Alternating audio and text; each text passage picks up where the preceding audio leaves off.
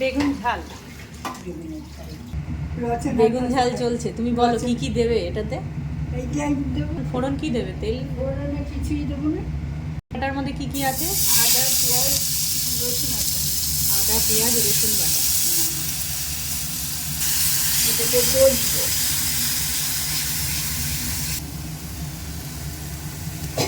এইভাবে লঙ্কার গুঁড়ো। এটা তাড়ানো।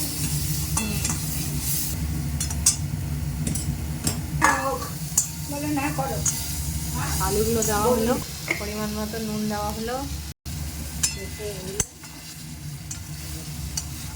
আলুটা সেদ্ধ হবে। কর্নফ্লাওয়ার জল দেওয়া হলো,